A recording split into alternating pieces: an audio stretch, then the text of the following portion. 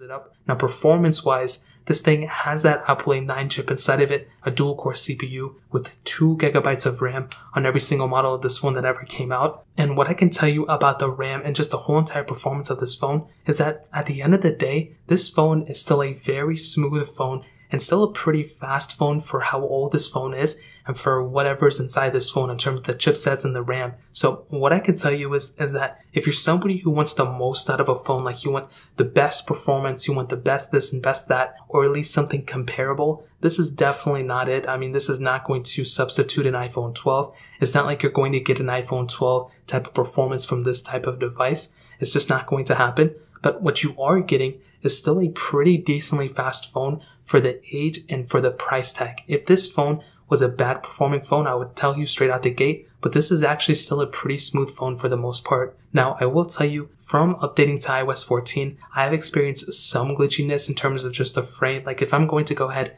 and open up an app or something, it's definitely going to go ahead and maybe glitch up a little bit, but I don't think it's enough for me to go ahead and like freak out about it or like make a separate video. There have been times where sometimes my iPhone SE seemed to be faster than a lot of other phones that have been coming out. I've compared this phone to all the iPhones pretty much that ever came out, and yeah, the newer ones are faster, but it doesn't mean this one is slow. And I think if you're somebody who's, daily use kind of is combined into this, you kind of just, use your phone to work throughout the day. Maybe you play a game here or two, but your main use is just like answering emails, texting people, calling people, going on Snapchat, this and that, multitasking between apps sometimes. Like if that's your use, then this is going to be perfectly fine. You're going to see maybe it's a little bit slow only when you're comparing it to other phones. But day-to-day use, you're probably not going to notice that big of a difference. But if you're expecting this thing to be like super fast and it's going to be able to do everything you want it to, it's probably not going to be there if I'm being honest. But I think for the most part, a lot of people are going to be okay with this type of performance. So in terms of performance, that pretty much covers it up. Now,